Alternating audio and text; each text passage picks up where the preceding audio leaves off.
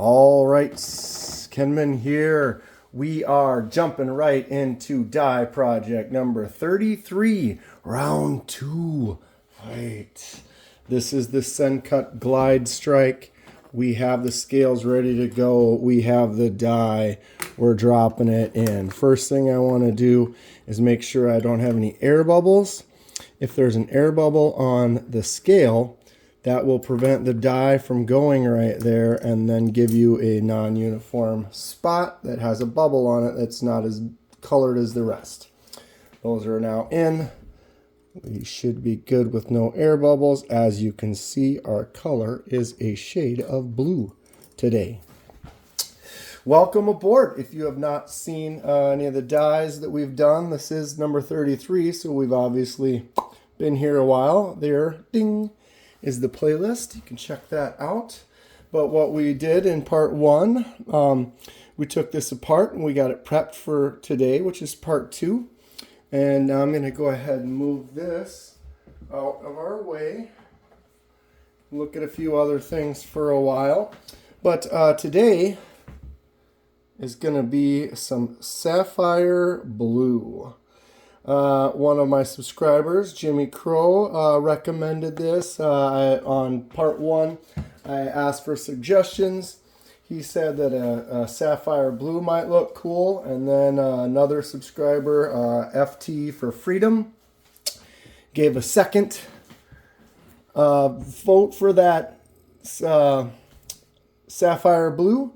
And since they both were into that and no other people were jumping on board, I said, yeah, let's go for it. I was kind of thinking blue was one of the colors I might like to try. And I did not have a sapphire blue, so I went and picked that bottle up. Now we're doing it. I have heated it up. Basically, this is a liquid dye. I have added a couple of ounces of this liquid dye and about 20 ounces of just plain old water. And I put it in this pan, stirred it up, and then heated it almost to boiling. And just before it started boiling, we hit record. And now we are in there. I want to make sure. I'm going to turn it up a little bit. You can have it all the way up to almost boiling, but it does not need to be. You can actually dye at room temperature. But the heat activates it and helps it go a little bit quicker. Ooh, wow. Look at how blue that is already. Now the dye is thick on the piece right now, and so if we rinse it off, it's not going to actually be as dark as it just looked like right there. So we're going to let it go a little longer before you rinse it, but you can rinse it in water, and then when you do that, it'll neutralize the dye. It'll show you what it looks like, and then if you decide you want to go back in and make it darker, you can. You can always go darker, you can never go lighter, and you can only add to the color that already exists. So we're doing like a jade handle like this Sencut episode. It's got that jade to it, so it's not clear or white. It has a little bit of this kind of greenish blue-green kind of tint that jade color has, and so all you can do is take that and add to it. So if I put a yellow with this, we're going to end up with a kind of a little bit of a yellow with maybe a slight hint of green. Red is going to be a little bit more of a brown, and so on. So everybody kind of understands how colors work. This is my newest one. What color should we do the handle on this? Pretty exciting. Thinking about doing the Kaiser. This is a micarta handle, but I have not dyed micarta, and you can. It's already kind of dark, but these real light areas would take color really well. What do you guys think? Should I try dyeing some micarta on this one here? Should I leave this one as it is? Maybe buy a different one with micarta and then try it with that? Comment below. All right, I'm going to move some stuff out of the way because I have not used this color. Some colors go faster than others. And I don't, I want it dark, but we don't need to be here all day if it's already as dark as it needs to be. So what I'm going to do here is I'm going to take them out. Wow, look at that blue. Holy. We're going to go right into this water for a rinse. Like I said, now this is neutralizing. Oh, That looks pretty good. I think I might go a little darker. Wonder how much darker we can really get. This color does look nice though. So you see how it's a little bit lighter than it was when it was sitting in there. It's wet, so that also kind of makes it look a little darker. But see how much darker it looks right there now, just with that coat of dye on it. We're going to let her sit another minute or two here. See if we can just darken it up a little bit more, although I'm pretty happy with this shade. Jimmy, good idea on the sapphire blue. Let me yank these in real quick. I'm kind of scatterbrained today. I'm actually just kind of getting over, I got kind of a cold. I got like a 24-hour flu bug. You wouldn't know because I record several videos in advance. And so I was able to keep going seamlessly. But I'm getting worried because Blade Show Texas is coming up next week. And I'm going, and it's exciting. And I got super sick. I went home from work. Long story short, was kind of hot and cold. I took a COVID test. It was not COVID. Just kind of a 24-hour flu bug because here it is. 2 days later, I feel great. All right, I said I don't feel great, but I feel quite a bit better. Here's all the colors that we've kind of got. A bunch of the stuff I did kind of a little rainbow photo. That's why they're kind of all in a kind of a rainbow color. Lots of fun. This most recent one, this red. Tell me that doesn't look cool. All of these have videos, so you can go back, check that playlist if you haven't seen any of this, and you can watch any one of them. I also do laser marking if you haven't seen. There's a little ping right there. Did the laser mark removal on this blade. It's a black blade, so I did a removal of the black coating to leave the silver underneath. Pretty fun stuff. Like doing a lot of custom things on the channel. Started doing some scrimshaw where you carve into bone. A lot of fun stuff. Okay, I think this is gonna be pretty good. I don't know how dark it will really get. So I don't know how long I really need to leave it in. Wow, that looks fantastic just like that though. All right, let's give this another rinse and see what we're looking at here. Yes, this color's awesome. All right, I'm turning the dye off because we do not need that on anymore because these look great. Oh, wow, that blue is pops. Very good color choice. I've already done several in blue, you could see that, but none of them were sapphire blue. Like I said, I just bought that bottle, and Jimmy was right. It was a good idea. All right, so let's get these on a towel. I'm sorry I'm off camera. I moved this a little bit. Trying to make sure I got all the little spots of dye off of these scales. Dye is exactly what it is. It's dye, and if you get a little teeny drop of it on something, then you get it on your wrist and you rub your face or your cheek or whatever, it stains pretty good.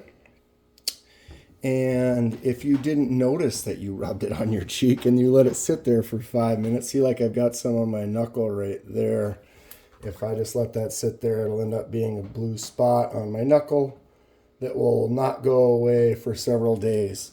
But if you wipe it off right away, generally you can get it mostly to come off. I dyed something one time where it was like that liquid, and I was rinsing it off. Excuse me. And I had my hands under that water for like a bit too long, and basically I had Smurf hands. They were like light blue hands for a couple of days. But yeah, dye, it's funny how if you want to dye something, it can take a lot longer than you want. And if you don't want it to dye something, the second it touches it, it is dyed. Oh, look at these. Look at that blue, right? Oh, wow, that is just great. It's actually a little bit darker in person than it looks on camera. Due to the light that I have. I've noticed that before. If I put my hand like here, where it's a little bit darker, it's kind of more closer to that than it is to this bright blue. Looks a little splotchy. Is that just what moisture? That is just moisture. Grabbing a fresh towel. Really want to dry them very well, just to make sure you don't want any excess moisture on there that you could potentially have removed. That could then also, you know, get into the pivot or get into something and cause some type of corrosion or something in the future. If you have a chance to get it all dry, do the best you can, right? Do the job right. Okay, this, texture sticks out a little bit more. Every time we do a die, I've noticed that if there is a texture on the scale, the die, the new color, will definitely bring out the edge more. Like, see, you can see that edge contrasts more with it. And the textures always seem to stick out a little bit more. This has got a deep burlap. That's a good angle right there. Texture to these. I'm excited to get this GlideStrike back together. It's one of those knives when I get knives for the die project, sometimes they sit in that stack of undyed, but I'm looking at them waiting for the inspiration of the colors that I want to use. And so then I don't actually carry and use the knife, and it just kind of sits on the table. And that happened with this GlideStrike. I've never actually had a chance to carry it around much, even though I've had it for a while. And yeah, so when I get to this point and I'm putting it back together, I get excited because I can actually now start to carry the knife. All right, this feels good and dry. We are at 12 minutes. Not bad. Don't jinx it, Kenman. All right. I always like to pay attention when I took it apart so that when I put it back together, I can copy and repeat as much as I think is necessary. So there is no captive pivot, but there's two pivot pieces, a big one and a small one. This is the larger one. I remember that the larger one goes in the side. Actually, you know what I'm going to do?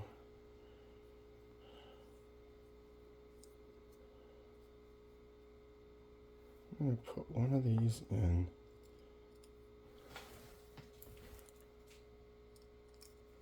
Just get that.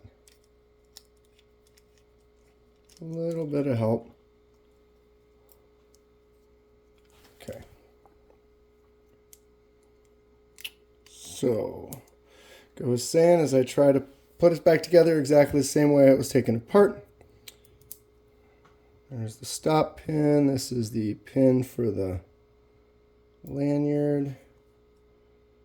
All right, so we have the blade. I remember on this one, the bearings have a gap side and a solid side. It is the gap side towards the blade on this one. I've seen it both ways, so who knows if it makes a difference.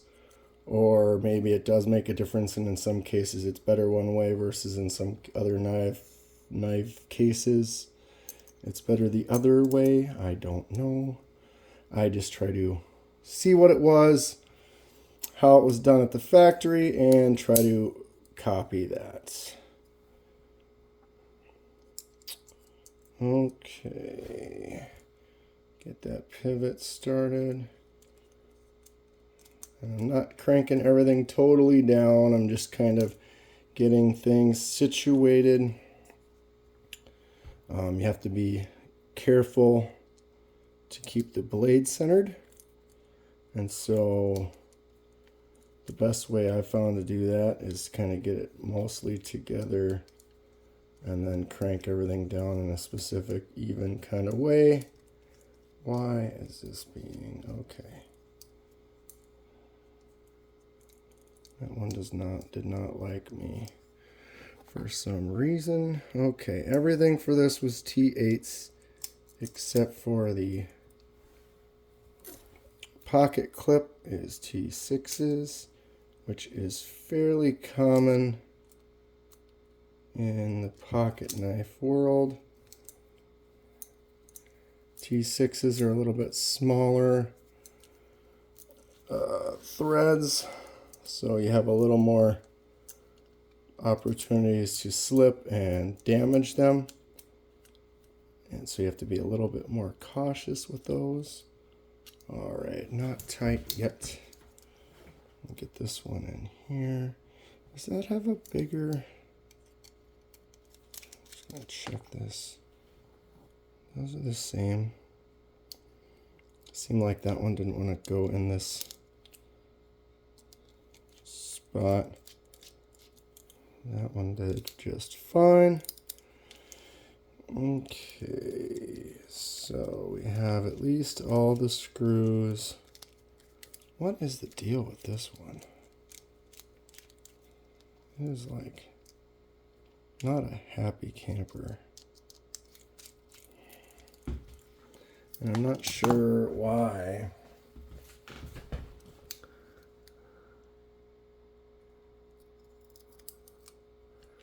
It's just a screw. See, that's just not, that shouldn't want to be cranked that hard. Why is that? It seemed to be like that on the other spot too. It's almost like the threads felt weird. Always something. All right, I'm gonna crank this down. This does not have a captive pivot, so that's gonna be something that we gotta deal with. Let's see how far I can crank it down on one side. All right, so now that's when I need tool on both sides. And what I like to do, or what seems to work, I didn't invent this, but is crank the pivot down all the way. So now the blade is a little bit that direction, so that when we loosen it back up, it's going to go back to the center. I'm going to crank all these screws down. And this one here.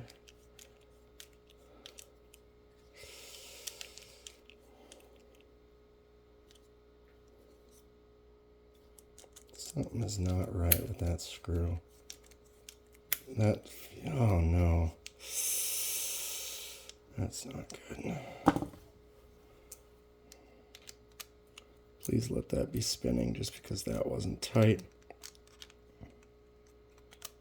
Let's just hope for a moment that that is the case. Otherwise, we're in deep trouble. All right. Pivot, or I mean, clip, I like to go back and forth because you tighten up one and it loosens the other since they're right next to each other. And this now,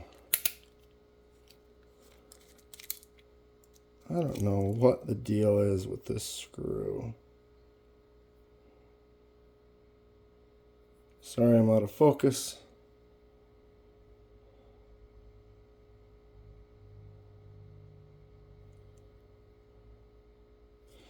But it didn't want to freely drop in there. See, it's just tight. That's not right.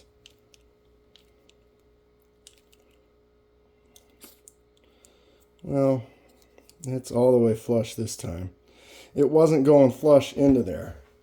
That's just how this works. You always end up with a little bit of issues. Okay, so now we should be able to loosen this. Of course I can't because it's not a captive pivot.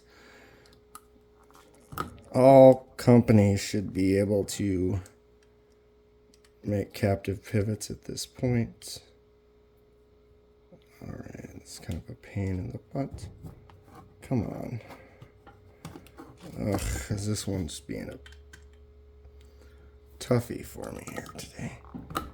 No, come on. Ah, great.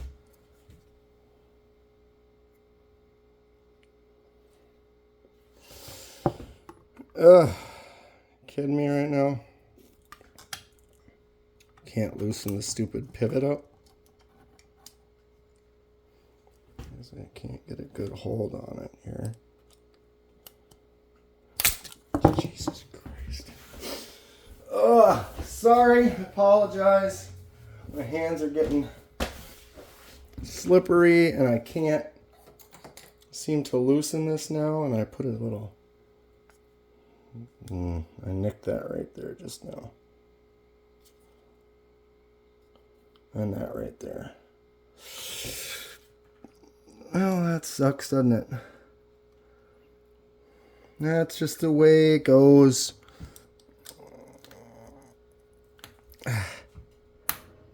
Ah, my God, really? Why? This is new.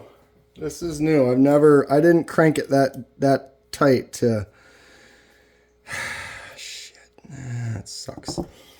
Well, welcome to real life. This is what happens sometimes. I'm trying to see if I can get better leverage with a different piece, but I don't know if I can.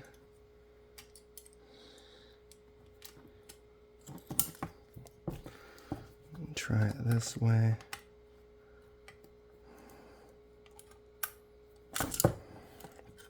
Wow. I mean, I've done captive pivots before, but this is ridiculous.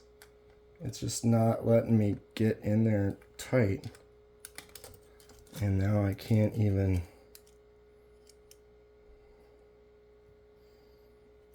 stay in there. Come on.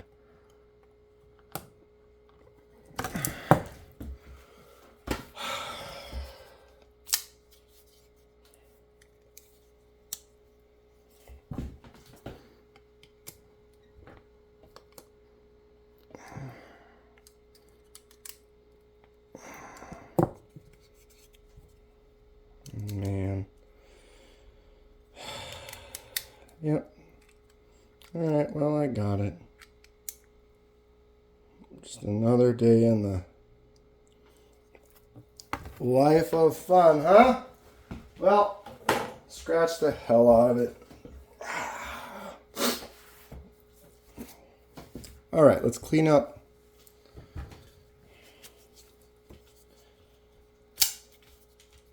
Here we are. Where are we at? 22 minutes, 23 minutes. Okay. Blade is solid. Flicks out good. Thumbs out good. Scratched.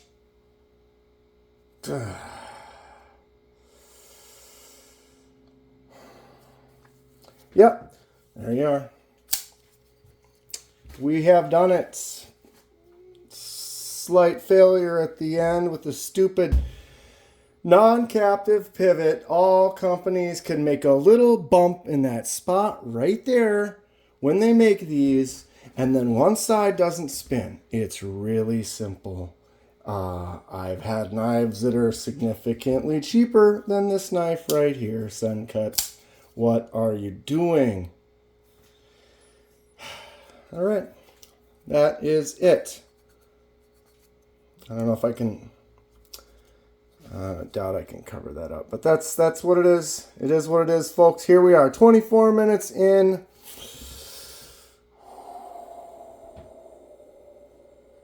Sencut GlideStrike.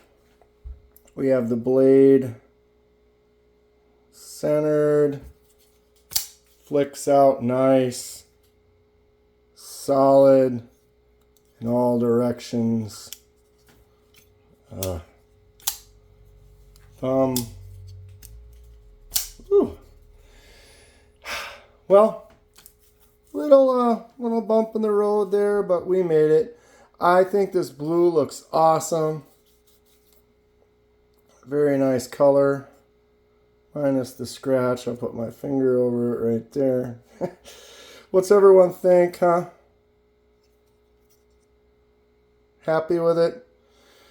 Die project number 33 in the books. You can hear the stress in my voice. You know, that is life, and you only can move forward. And it's not the worst in the world. It's just a little scratch. The GlideStrike is cool. I look forward to carrying this, checking it out, seeing how it does as a daily carry. It's a beastly blade. It's fun. It's got some good action. It's got a really nice look with that blue now. Comment below what you think. Which one do you think will be next on the list? All right. More dies coming soon. More scrimshaw. More laser marking. Unboxings. Got that Blade Show Texas. Oh, a lot of fun stuff coming. That's going to be it for today. If you enjoy what you see, please hit that like button. And subscribe if you'd like to see more. Helps me out, and I really appreciate it. Stay sharp. We'll see you soon.